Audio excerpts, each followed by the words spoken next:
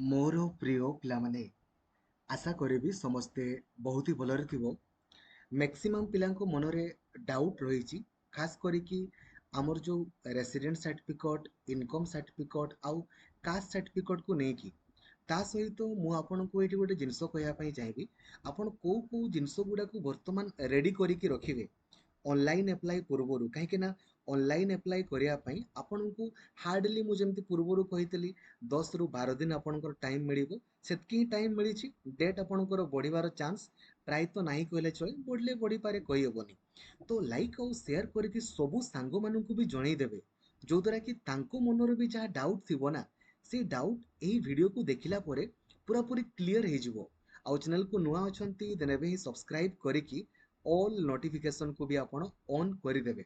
ठीक अच्छे एवं बीएड परीक्षा रे आपण को सुनिश्चित क्वालिफाई करिवार अछि ना आपण माने यूट्यूब रे सर्च करंतु BEd planning video by Laxmidhar sir आउ जेमिति मु आपण को प्लानिंग वीडियो रे कहिछि पढिया पई खाली सेमितिका वे रे पढंतु बिलीव करंतु डिस्क्वालिफाई रो प्रश्न ही नहीं बट जेमिति मु आपण को कहिछि अकॉर्डिंगली आपण को पढिया पई पडिबो। ठीक अछि जेमिति कि आपण जानिथिबे एवं जेमिति मु आपण को प्लानिंग वीडियो रे कहिथिली जे सिलेबस को मु आपणकर गोटे वर्ष रे 40 थर कवरेज करदेवी ऑलरेडी 40 थर मु कवरेज कर देइछि आ आपणकर परीक्षा जेहेतु 24 जुलाई रे आपणकर होबो तेणु करिकि आउ 3 थर मु आपणकर सारिदेवी 40 आउ 3 आपणकर 43 थर सिलेबस मु कवरेज करदेवी लक्ष्मीधर सर ऑफिशियल एप्लिकेशन रे मु आपणकर सिलेबस 43 थर कवरेज करदेवी। ठीक अछि हैला देखंतु ऑनलाइन अप्लाई आपण आज दिन 2टा बेलू करें आउ लास्ट डेट आपंकर रही 10 जून 11:45 पर्यंत एबे आपण निजे निजे एप्लाई करेनि जेमिति एप्लाई स्टार्ट हम मु आपण को 2टा बेलू स्टार्ट हम माने टिके लेट हो पारे मु आपण को 2:30 सुधिया आपणकर वीडियो अपलोड करदेवी केमिति एप्लाई करेंगे आपण भल भाव ताकू देखिए देन आपण माने एप्लाई करेंगे।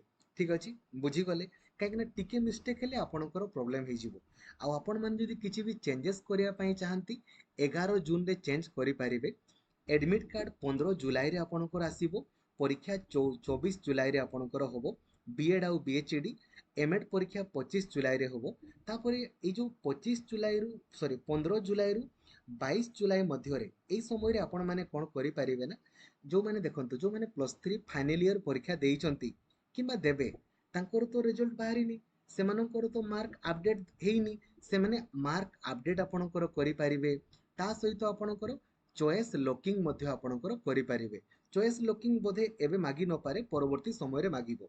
एबे आपणको मनरे खाली गुटे प्रश्न सर जेहेतु ऑनलाइन अप्लाई रे एथरो पूर्वरु केवल कोन मागुतिला ना कास्ट सर्टिफिकेट मागुतिला ए वर्ष आपणकर रेसिडेंट सर्टिफिकेट मागुची इनकम सर्टिफिकेट मागुची आउ कास्ट सर्टिफिकेट मागुची एबे देखंतु एगुडा कंपलसरी माने आपनको देबा पई पड़िबो किंतु आपनको टिके वेट करिया पई पड़िबो ऑनलाइन अप्लाई जेमति स्टार्ट होबो ना सेठी जणा पड़ी जिवो जे एटा निहाती देबा पई पड़िबो कि नाही देखंतु लेखा आइची एटा देखो this academic year the applicants are required to upload resident income and caste certificate while filling up the common application form आपनको देबा पई पड़िबो लेखा आइची hence applicants are advised to keep the required certificates ready in well advance before filling up the CAF common application form. If the applicants fail to upload the certificates during filling up the common application form, another chance will be given to upload the certificates during updation of graduation and equivalent mark. से कहूची जदि गोटे पिलाटा upload करि न पारिला then ताकू आउ थरे आपनकर chance दिया जिवो केबे ना ए जो 15 जुलाई रु 22 जुलाई मध्य आउ थरे चांस दिया जिवो किंतु आपन को टिके वेट करिया पई पड़िबो ऑनलाइन एप्लिकेशन रे अप्लाई कला बेले कोन कोन ऑप्शन आसुची जदि मैंडेटरी आपनकर मागुची देन तो किछि ना किछि देबा पई पड़िबो ना बिना देई कि हमें केमती अप्लाई करिबा हो कि नहीं आपण चिंता करंतु जदि मैंडेटरी लिखिथिबो देन बिना देई कि तो अप्लाई करि होबोनी।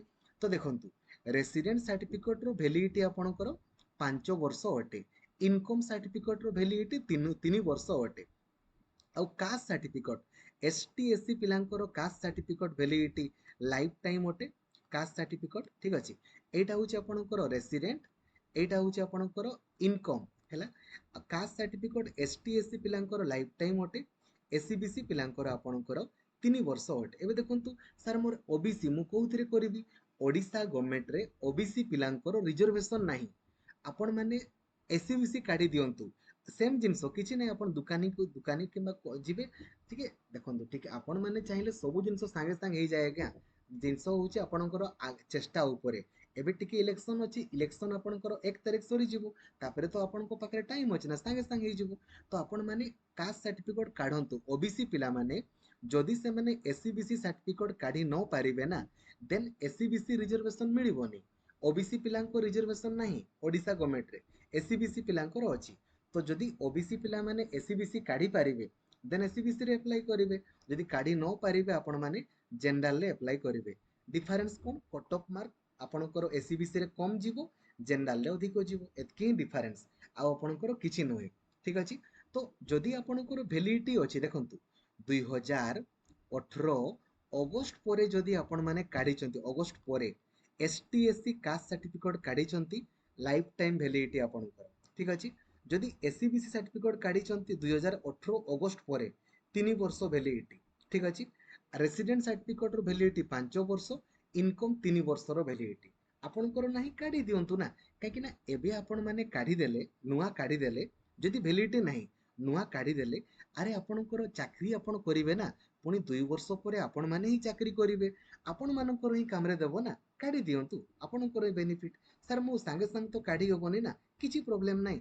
ଆରେ 10 ତାରିଖ ସୁଦ୍ଧା ତ କାଢି ହବ ନା, ନହେଲେ ଯୋଉ ଆସିଥିବ ତୁମର ଏକନଲେଜମେଣ୍ଟ କାର୍ଡ ବଗେରା କିମ୍ବା ପୁରୁଣା ଥିବ, ଏପ୍ଲାଏ କଲା ସମୟରେ ପୁରୁଣାରେ ବି ଆପ୍ଲାଏ କରିହବ ଯେ, କିନ୍ତୁ ଆପ୍ଲାଏ କଲା ସମୟରେ ପୁରୁଣାରେ ଆପ୍ଲାଏ କରିଦେଲ, ତାପରେ ଆପଡେଟ ବେଳକୁ ଆପଣ ମାନେ ଏଇଠି আপডেট সমୟରେ ନୂଆ আপডେଟ କରିଦେବ, ନଟ୍ ଏ ପ୍ରୋବ୍ଲେମ। ଏଡମିସନ ଟାଇମରେ ନୂଆ ଦେବ, ନୋ ପ୍ରୋବ୍ଲେମ। କିନ୍ତୁ ଆପଣଙ୍କ ପାଖରେ ସାର୍ଟିଫିକେଟ ଥିବା ଦରକାର। ଆପଣ କହିବେ ସାର୍ ଏବେ ଆପ୍ଲାଏ କଲା ସମୟରେ ଗୋଟେ ଦେବି, ଏଡମିସନ ଟାଇମରେ ସାର୍ ନୂଆ ଦେବି, କିଛି ପ୍ରୋବ୍ଲେମ ହବ କି? No problem.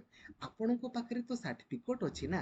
ଏମିତି ତ ନୁହେଁ ଯେ ଆପଣ ଜେନେରାଲ ଛୁଆଟା ଏସଟି କରିକି ଆପ୍ଲାଏ କରିଦେଲେ ଦେନ୍ ଆପଣଙ୍କୁ ଡକୁମେଣ୍ଟ ଭେରିଫିକେସନରେ କାଟିଦେବେ। ବୁଝିପାରୁଛନ୍ତି ନା? ଗୋଟେ ଏସଟି ଛୁଆ ଏସଟି ରେ ଆପ୍ଲାଏ କଲା, ତାର ପୁରୁଣା ଦଉ କି ନୂଆ ଦଉ, ପୁରୁଣା ଦେଇକି ଆପ୍ଲାଏ କଲା, আপডেট ବେଳକୁ ନୂଆ আপডେଟ କରିଦେଲା, କିମ୍ବା ଡକୁମେଣ୍ଟ ଭେରିଫିକେସନକୁ ନୂଆ ଦେଲା, ନୋ ପ୍ରୋବ୍ଲେମ, କିଛି ଅସୁବିଧା ନାହିଁ। କିନ୍ତୁ ଥିବା ଦରକାର। କିନ୍ତୁ ଧରାଯାଉ ଆପଣ ମାନେ ଏସଟି ଏସସି ଏସିବିସି ରେ ଆପ୍ଲାଏ କଲେ, ଆଉ ଡକୁମେଣ୍ଟ ଭେରିଫିକେସନ ବେଳକୁ ଆପଣ ପ୍ରଡ୍ୟୁସ କରି ନ ପାରିଲେ, ଦେନ୍ ଆପଣଙ୍କୁ ସେଇ ସମୟରେ କାଟି ଦିଆଯିବ। ଏଇଠି ଗୋଟେ ଜିନିଷ ଲେଖା ହେଇଛି, ଦେଖନ୍ତୁ କଣ, ଭଲସେ ବୁଝନ୍ତୁ। ଆଉ କିଛି ଜିନିଷ ମୁଁ ଆପଣଙ୍କୁ କହିବା ପାଇଁ ଚାହିଁବି। ଆମର ଏଥର 2ଟା ଫେଜରେ ଆଡମିସନ ହବ। ଫେଜ 1 ରେ 4ଟା ସିଲେକ୍ସନ, ଫେଜ 2 ରେ 4ଟା ସିଲେକ୍ସନ। ମାନେ କହିବାର ଅର୍ଥ ହଉଛି ଯେ ପର୍ଯ୍ୟନ୍ତ ଆପଣଙ୍କର ପିଲା ସିଟ୍ ଫିଲଅପ ନ ହେଇଛି ସେ ପର୍ଯ୍ୟନ୍ତ ଆପଣଙ୍କର ଆଡମିସନ ହବ। ଏବେ ଧରାଯାଉ ଆପଣ ସିଲେକ୍ଟ ହେଇଗଲେ କିନ୍ତୁ ଆଡମିସନ କଲେନି, ଦେନ୍ ଆପଣଙ୍କୁ ଆଉ ନେକ୍ସଟ ଟାଇମ ଚାନ୍ସ ଦିଆଯିବ ନାହିଁ। ତ ଆପଣ ମାନେ ଯଦି ସିଟ୍ ପାଇଲେ ଦେନ୍ ଆଡମିସନ ହେବା ପାଇଁ ବାଧ୍ୟ। କାହିଁକି ନା ସିଟ୍ ଆମର ଗଭର୍ଣ୍ଣମେଣ୍ଟର ଆପଣଙ୍କର ବିଏଡ ର ରହିଛି 1650 ଆପଣଙ୍କର, ଆଉ ସେଲ୍ଫ ଫାଇନାନ୍ସିଂ ଆପଣଙ୍କ ରହିଛି 750ଟି ଆପଣଙ୍କ ରହିଛି। ଏବେ ଧରାଯାଉ ଯିଏ ଗଭର୍ଣ୍ଣମେଣ୍ଟରେ ଆପଣଙ୍କର ପିଓରଲି ପାଇଗଲା, ସିଏ ତ ଆପଣଙ୍କର ଗଭର୍ଣ୍ଣମେଣ୍ଟ ଆଡମିସନ କରିଦେବ, କାହିଁକି ନା 9,000 ମାତ୍ର ଖର୍ଚ୍ଚ। ଏବେ କିଛି ପିଲାମାନେ ସେଲ୍ଫ ଫାଇନାନ୍ସିଂରେ ପାଇଯିବେ ଆଉ ଆଡମିସନ କରିବେନି, ତ ଯିଏ ଆଡମିସନ କରିବନି ନା, ତାକୁ ନେକ୍ସଟ ଟାଇମ ଆଉ ସୁଯୋଗ ଦିଆଯିବ ନାହିଁ। ଆପଣ ପାଇଲେ ମାନେ ଆଡମିସନ କରିବା ପାଇଁ ବାଧ୍ୟ। ଆପଣ ଚାହିଁଲେ ସ୍ଲାଇଡ୍ ଅଫ୍ କରିପାରିବେ, ସ୍ଲାଇଡ୍ ଅଫ୍ କରିପାରିବେ, not a problem. Sir slide of କହିଲେ କଣ, ସ୍ଲାଇଡ୍ ଅଫ୍ ମାନେ କଣ ବୁଝନ୍ତୁ। ଆପଣ ମାନେ ଯେତେବେଳେ ଆପ୍ଲାଏ କରିବେ ନା, ସେଇ ସମୟରେ ଆପଣଙ୍କୁ କଣ କରିବା ପାଇଁ ପଡିବ, ଏମିତି ଚଏସ୍ ଦେବା ପାଇଁ ପଡିବ। ମୁଁ ଭିଡିଓ ବନେଇଦେବି ହେଲା, ଯେ 1 ନମ୍ବରରେ କୋଉ କଲେଜ, 2 ନମ୍ବରରେ କୋଉ କଲେଜ, ଏମିତି ଆପଣ ମାନେ ଦେବେ। ତ ପ୍ରଥମ ଆପଣ ମାନେ କଣ କରିବେ ନା, ସବୁ ଗଭର୍ଣ୍ଣମେଣ୍ଟ କଲେଜ ଗୁଡାକୁ ଦେଇଦେବେ। ସବୁ ଗଭର୍ଣ୍ଣମେଣ୍ଟ ଆମର ରହିଛି କେତୋଟି ଆପଣଙ୍କର ପାଖାପାଖି, ବୋଧହୁଏ 11ଟି, ସରି ଏପଟେ ଆପଣଙ୍କର 12 13 14 15 15ଟି ଆପଣଙ୍କର, ବୋଧେ 15 କି 16ଟି ଆପଣଙ୍କର, 15ଟି ଆପଣଙ୍କର ରହିଛି। 15ଟି ଗଭର୍ଣ୍ଣମେଣ୍ଟର ଆଉ 16ଟି ଗଭର୍ଣ୍ଣମେଣ୍ଟର, 15ଟି ସେଲ୍ଫ ଫାଇନାନ୍ସିଂ। ଆପଣ ମାନେ 1 2 3 4 ଏମିତି ସବୁ ଗୁଡା ଗଭର୍ଣ୍ଣମେଣ୍ଟର ଆଗ ଦେଲେ। ଧରାଯାଉ ଧରାଯାଉ ଆପଣ ଏଇ 3 ନମ୍ବର କଲେଜରେ ପାଇଗଲେ, ଧରାଯାଉ ଏକ୍ସାମ୍ପଲ। ତ ଆପଣ ମାନେ ଚାହିଁଲେ ସାର୍ ନାଇଁ ମୁଁ ଏଇ କଲେଜରେ ପଢିବା ପାଇଁ ଚାହୁଁନି, ମୁଁ ଏଇ ଉପରପଟ କଲେଜରେ ପଢିବା ପାଇଁ ଚାହୁଁଛି, ତ ଆପଣ ସ୍ଲାଇଡ୍ ଅଫ୍ କରିପାରିବେ। କେତେବେଳେ? ଏଡମିସନ କମ୍ପଲସରି, ଏଡମିସନ କଲା ପରେ ଆପଣ ମାନେ ସ୍ଲାଇଡ୍ ଅଫ୍ କରିପାରିବେ। କିନ୍ତୁ ମନେ ରଖନ୍ତୁ, ସ୍ଲାଇଡ୍ ଅଫ୍ କ୍ୟାନସେଲ କରିପାରିବେନି। ଆପଣ କହିବେ ନା ସାର୍ ମୁଁ ଏଇଠି ପୁଣି ପଢିବା ପାଇଁ ଚାହୁଁଛି, ନାଇଁ ସେମିତି ହବନି। ସ୍ଲାଇଡ୍ ଅଫ୍ କଲେ ମାନେ आपण मानेकर जो जगार भी आसीबो ऊपर पटे एडमिशन हवा पई बाध्य। किंतु धरा जाओ आपण पूरा पूरी एक नंबर कॉलेज नहीं पाई गले, आपण आउ स्लाइड अप करि परिबे नाही, काहे ना आपण तो एक नंबर चॉइस रे पाई गले आउ आपणकर होबोनी। ठीक अछि, बुझी गले। आपण माने धरा जो 2 नंबर रे पाइले सर मु तळपट कॉलेज को जीवा पई चाहूची, तळपट हुएनी, स्लाइड अप हुए, ऊपर पटे आपण जाई परिबे। ठीक अछि, बुझी गले ना। माने कहिबार अर्थ होउची आपण कोनोसी भी सीट पांतु, गवर्नमेंट पांतु कि सेल्फ फाइनेंसिंग पांतु, एडमिशन करिया पई बाध्य।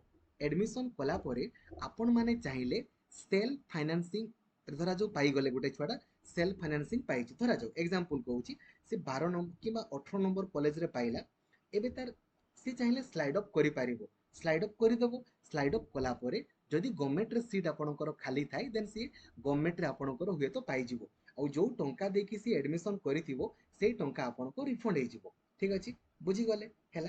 जदि गवर्नमेंट पाई गला, ठीक अछि, बुझी गले ना। तेरकुर स्लाइड अप आपण माने करि पारिबे एडमिशन कला समय रे। आपण माने एबे रुही लेखि गुटे गुटे खाता रे लेखि दियंतु को जगह रे आपण पढिबे, जो लेखा हैनी कि सेल्फ फाइनेंसिंग ए गुडारे 90,000 आपणकर खर्च होबो। आ जो जगह रे सेल्फ फाइनेंसिंग लेखा हैनी से गुडारे आपणकर 10,000 आपणकर खर्च होबो 2 वर्ष रे। आ जो गुडा सेल्फ फाइनेंसिंग लेखा हैछि से गुडारे आपणकर 90,000 खर्च होबो 2 वर्ष रे। तो आपण माने गुटे कागज रे लिस्ट करि दियंतु, खाता रे लेखि दियंतु 1 2 3 4 करि के आपण लेखि देइथांतु को कॉलेज गुडा को आपण माने देबे, एबे ही लेखि देइथांतु। ठीक अछि। आउ एप्लाई समय रे मु आपनको एप्लाई वीडियो बनै देबी, आपण मानकु किछि ओरिड हबार नै। तो बुझी गले ना। आपण मानकर डॉक्यूमेंट संपर्क रे कहि देली, दरकार पडिले पुराना रे भी एप्लाई करि देई हेबो, not a problem. Apply video मु आपनको जेते बेले बनै देबी 2:30 सुद्धा मु आपनको पई बनै देबी, सेथिरे मु आहुरी भलो भाबरे आपनको बुझै देबी, आपनको किछि ओरिड हबार नै। पुनी प्रोस्पेक्ट आसी गले पुनी ता पई मध्ये मु आपनको वीडियो बनै देबी, किछि ओरिड हबार नै। आपण माने कोन करिवे ना, ओडिसा रो सबुठारु बड़ टेलीग्राम ग्रुप रहिछि ओडिशा टीचर एसोसिएशन, जो ग्रुप रे 1,88,000 रु अधिक पिला अछंती। सेई ग्रुप रे जॉइन हेकि रुहंतु, किंबा आपण माने जदि व्हाट्सएप यूज करूछंती 8895154969 ए नंबर रे खाली हाई लिखि देबे।